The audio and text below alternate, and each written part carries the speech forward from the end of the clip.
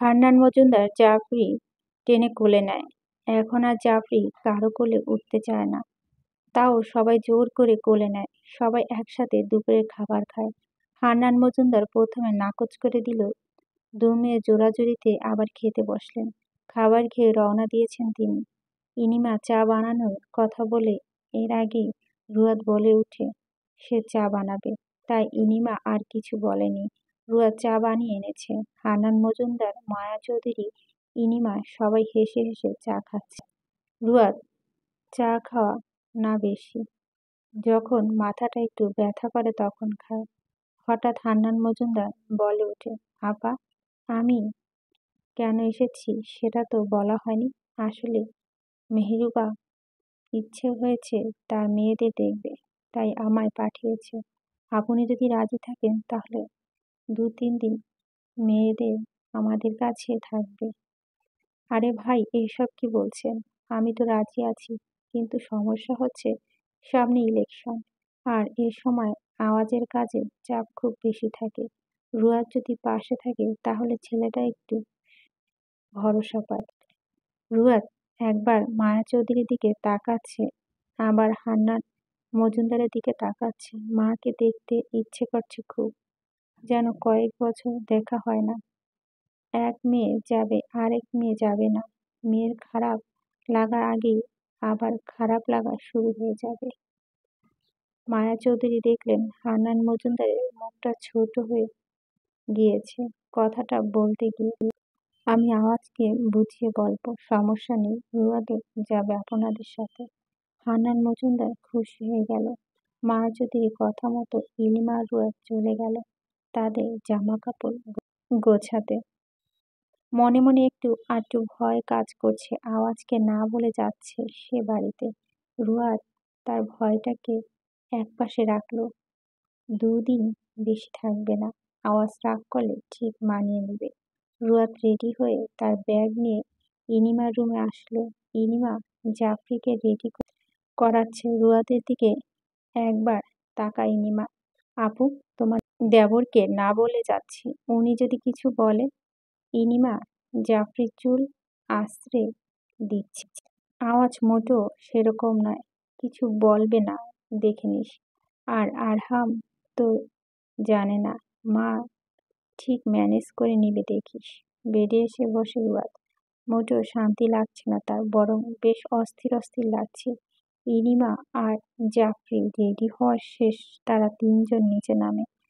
হান্নান মজুমদার মায়া চৌধুরী থেকে বিদায় নেয়। মেয়েদের নিয়ে চলে আসে। মায়া চৌধুরীকেও বলা হয়েছিল, তিনি বলেছেন পর এক সময় আসবে। বাসায় এসে রুয়াদ ভীষণ খুশি। সারাক্ষণ মায়ের পিছন পিছন ছিল, তার আর এই স্বভাব গেল না। রাত ১২টা পর্যন্ত আড্ডা দিল সবাই। ইনিমার শরীর খারাপ থাকায় ইনিমা আগেই ঘুমিয়ে পড়ে। রুয়াদ পুরো আড্ডা চলাকালীন সময় বসেছিল। রুমে এসে হাত মুখ ধুয়ে নেয়, না হলে গরমে গালের ওপর চামড়া জ্বালা পোড়া শুরু হয়ে যায়। আয়নার সামনে দাঁড়িয়ে রুয়াদ নিজেকে একবার দেখে নেয়। শরীরের বিভিন্ন অংশে আওয়াজের দেওয়া ভালোবাসার চেহারা। মুচকি হাসে রুয়াদ। বাসায় এসে আওয়াজ রুয়াদকে পায়নি।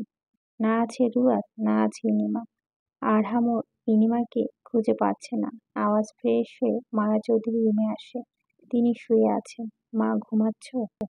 মায়া চৌধুরী উঠে বসে ছেলের কথা শুনে, না বাবা, ঘুমায়নি। আওয়াজ তার মায়ের পাশে এসে বসে। বাসায় আজ কাউকে দেখতে পাচ্ছি না যে, তারা কোথায়? আজ হান্নান সাহেব এসেছিল, উনি ওনার মেয়েদের নিয়ে গিয়েছেন, আমি অনুমতি দিয়েছি। মায়া চৌধুরীর কথায় আওয়াজে ভুরু কুঁচকে আসে। রুয়াদ বাড়িতে গিয়েছে অথচ সে জানে না। রুয়াদ কি একবারও বলার প্রয়োজন বোধ করলো না? আওয়াজ তার কিছু বলল না। মায়া চৌধুরী মেডিসিনগুলো চেক করে চলে আসে।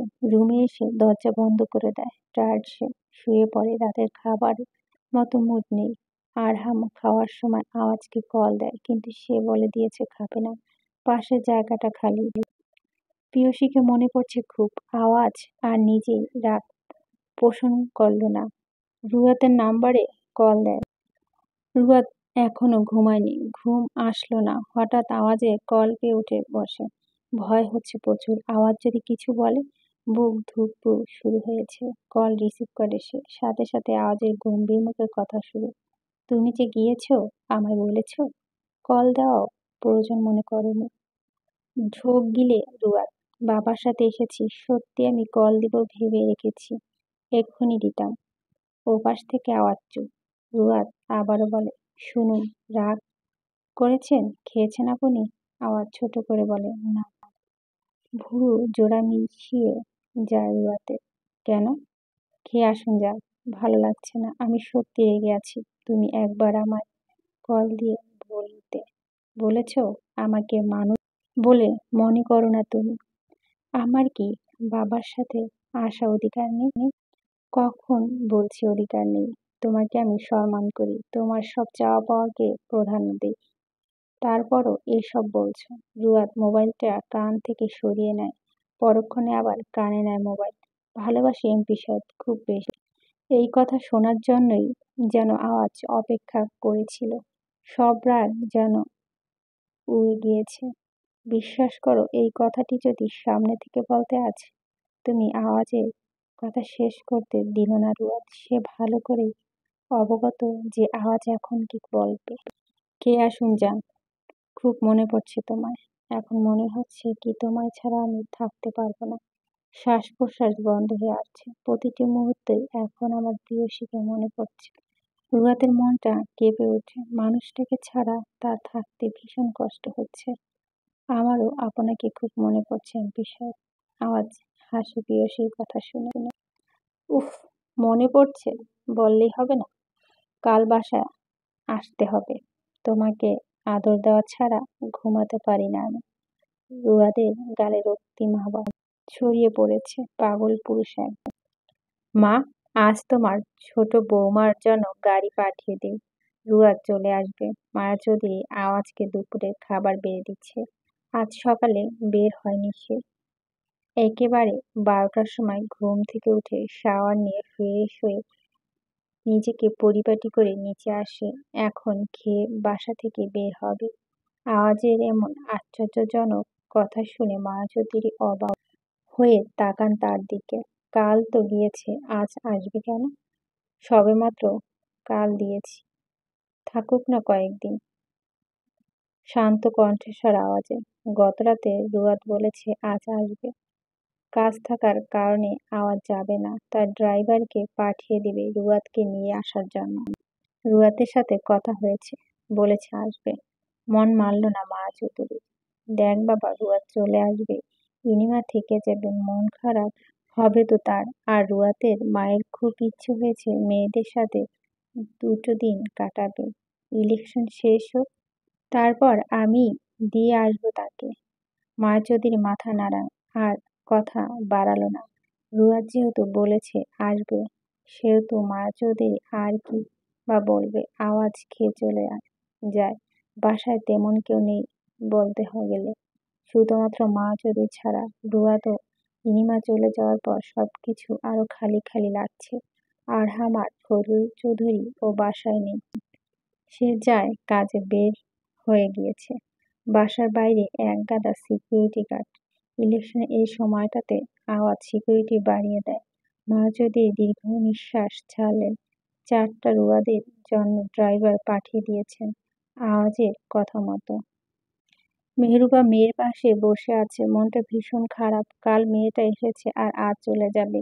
ইনিমা ঘুমিয়ে আছে, সে জানে না যে রুয়াদ আজই আবার চলে যাবে। একটু আগে রুয়াদ মেহবুবাকে বলছে হান্নান মজুমদার বাসায় নেই, তিনিও তার কাজে বাইরে গিয়েছে।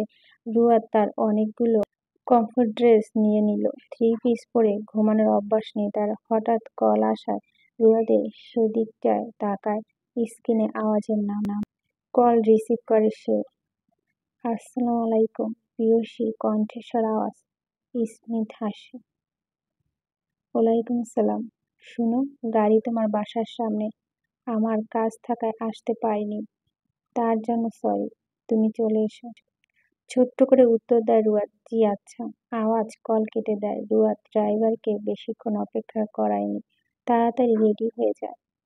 মেহেরুবা মন খারাপ। ইনিমা উঠেছে অনেকক্ষণ হয়েছে, সে একটু সুস্থ হলেই যাবে। এখন যেতে ইচ্ছে করছে না। রুয়াদ আসার সময় মেহবুবাকে জড়িয়ে ধরে রেখেছিল কিছু সময়, কিন্তু আবার আওয়াজের কথা ফেলতেও পারছে না। আবার কোনো একদিন এসে থাকবে। ইনিমা মজুমদার বাড়ি থাকা মাকে রেখে আসতে এত কষ্ট হয়নি। সবার থেকে বিদায় নিয়ে গাড়িতে উঠে বসে সে। ইকরামুলের সব রহস্য ফাঁস হয়ে গিয়েছে।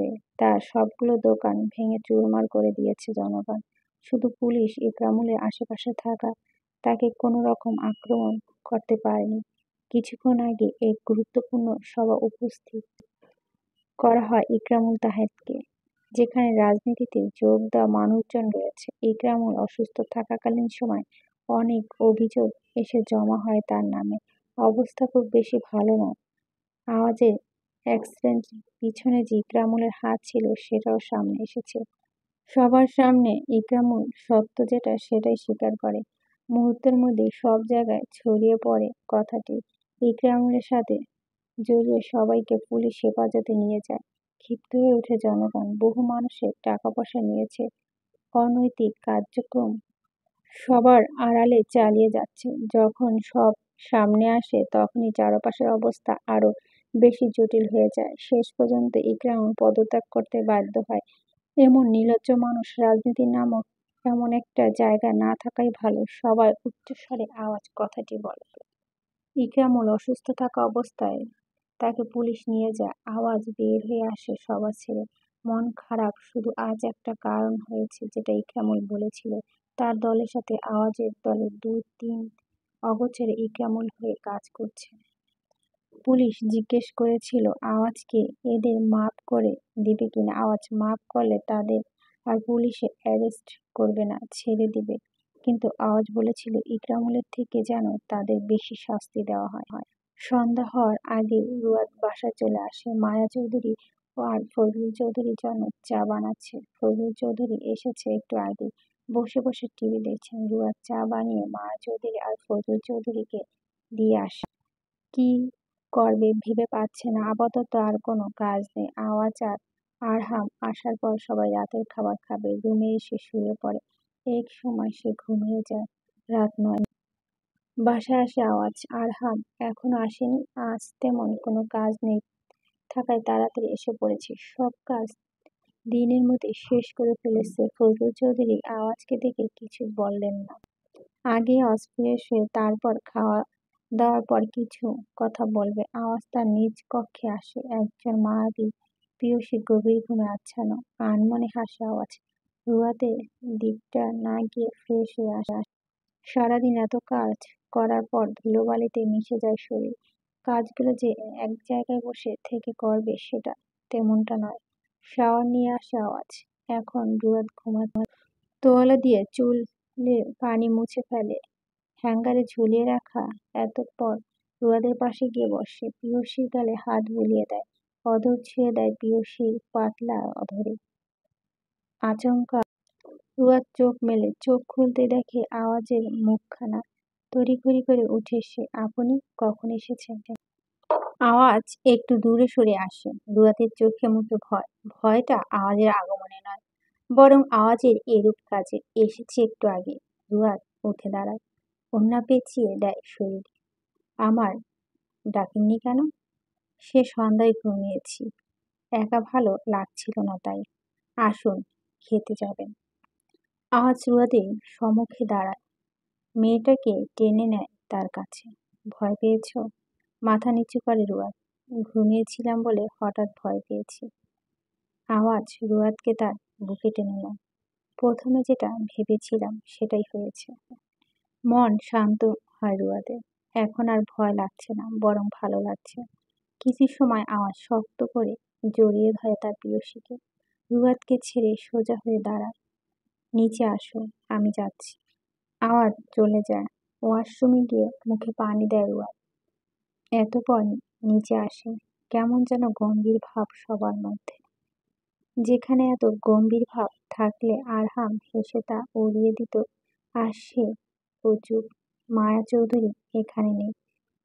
ফজলুল চৌধুরী টিভি দেখছে। আওয়াজ আরহাম দুজন চুপচাপ ফোন দেখছে। রুয়াদ মায়া চৌধুরীকে ডেকে আনে। তার সাহায্য নিয়ে সবাইকে রাতের খাবার বেড়ে দেয়। খেয়ে দিয়ে সবাই বসেছেন, আওয়াজ ধরতে পেরেছেন কিছু একটা হবে হয়তো। রুয়াত একপাশে দাঁড়িয়ে আছে, মায়া চৌধুরীর মুখটা গম্ভীর হয়ে আছে। আওয়াজ, তুমি প্রথম থেকেই জানো আমরা তোমার রাজনীতি করার বিষয়ে অমত ছিলাম। ফজলু চৌধুরী মুখ থেকে যেন আওয়াজ কথা ছিনিয়ে আনে, শক্তপোক্ত স্বরে রুয়াদের উদ্দেশ্যে বলে, রুয়াদ, তুমি উপরে যাও। প্রথমে ফজলু চৌধুরীর কথা, তারপর আওয়াজের কথা, দুটো বুঝতে খানিকটা সময় লাগলো। ঠাই সেখানে দাঁড়িয়ে রইল।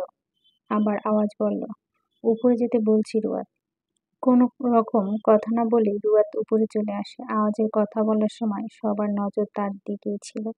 পুনরায় ফজলু চৌধুরী বলে, যে বুদ্ধি দিয়েছিল তোমায় রাজনীতিতে যোগ দিতে, এখনো তোমার সাথে উচ্চস্বরে কথা বলিনি, আরহামের সাথেও বলিনি। তোমার মায়ের বিয়ের ৮ বছর পর তুমি জন্ম নাও। আরহাম তোমার থেকে বয়সে অনেক বড়। যখন আমার দ্বিতীয় সন্তান হওয়ার আগমন বার্তা শুনি, তখন আমার থেকে বেশি খুশি কেউ হয়নি। বলতে পারো তোমার দুজন আমার শখের। আমি তোমাদের ভালো চাই, আর পৃথিবীতে কোনো বাবা মা সন্তানের খারাপ চায় না। আরহাম যেন শান্ত ছিল ছোটবেলা থেকেই, তুমি ছিলে তার উল্টোটা।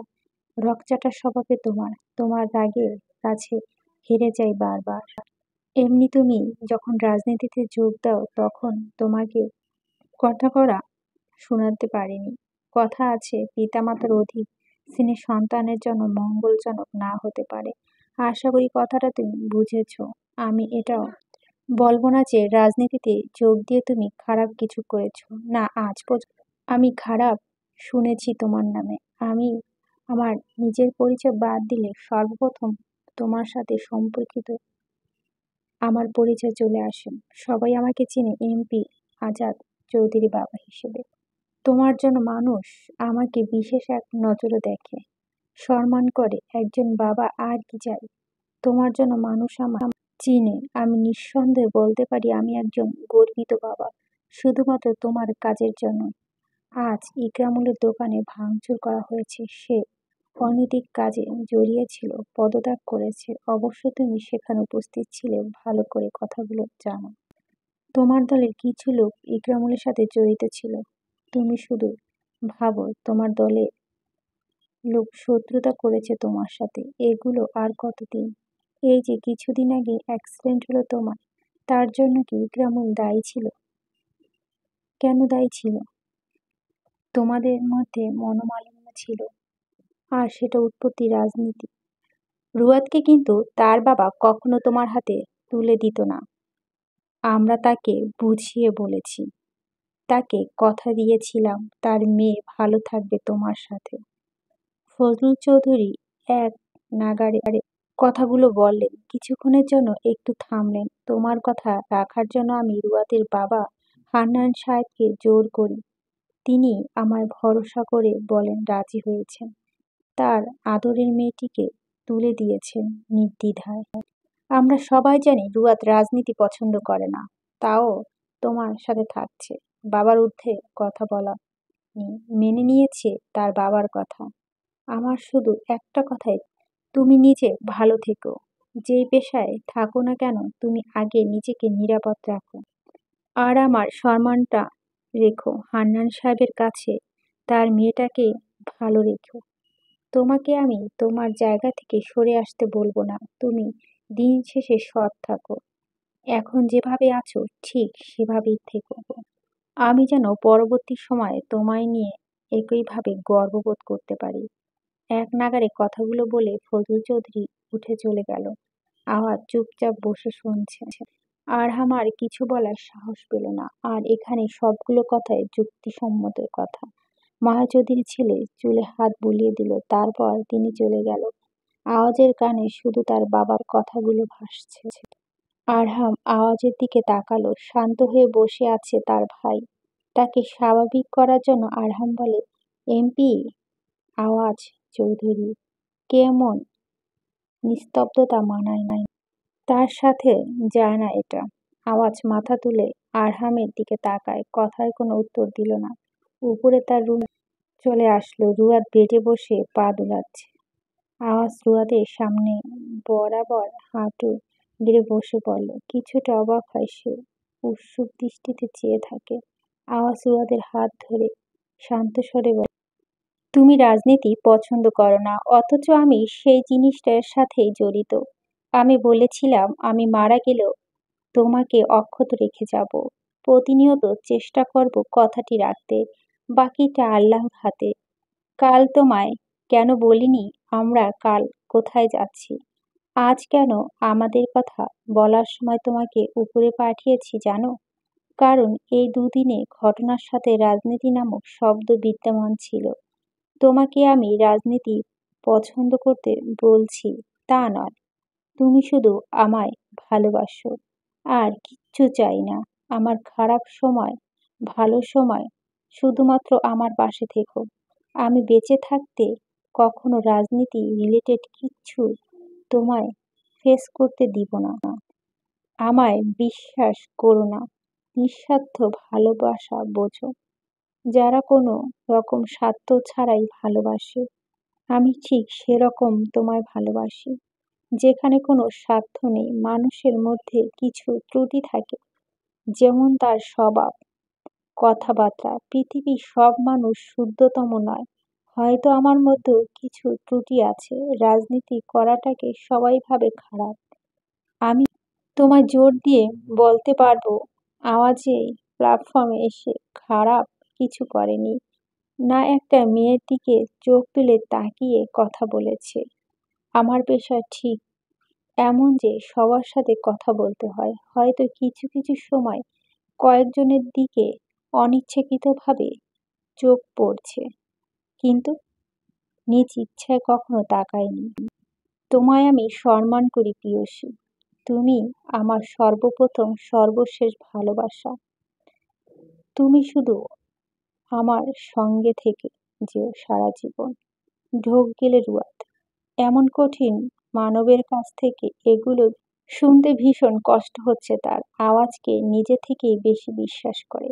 কখনো গলা কেটে দিলেও যেন মানুষটাকে অবিশ্বাস করতে পারবে না। আওয়াজের হাতের উপর হাত রেখে রুয়াদ, আমি ভালোবাসি তোমায়, খুব বেশি ভালোবাসি। আচ্ছা প্রিয়সী, তুমি আমার বাইরের দিকটা না তাকিয়ে আমার ভিতরের দিকটা দেখো।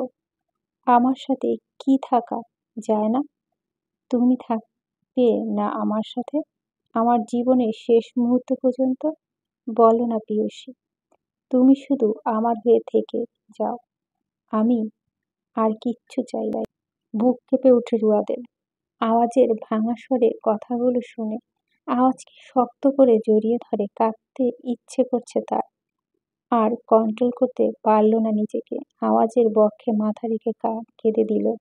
আমি আপনাকে ছাড়া থাকতে পারবো না এমপি সাহেব। ভালোবাসি আপনাকে। আমি আপনার বাহিরের দিক, ভিতরের দিক, আপনার স্বভাব, চরিত্র, কথাবার্তা সবকিছু ভালোবাসি। আমি আপনার হয়ে থেকে যেতে চাই সবসময়। কান্নারত কণ্ঠে রুয়াদ কথাটি বলে। রুয়াদের মুখ থেকে ভালোবাসি কথাটি শুনে ভীষণ আনন্দ হচ্ছে আওয়াজের। অদ্ভুত শান্তি অনুভব হচ্ছে। রুয়াদের চুলে হাত বুলিয়ে দিচ্ছে।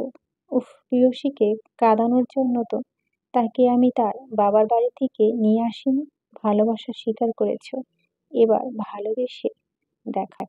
তৈরি হয়ে নাও রুয়াদ ফাইরোজ।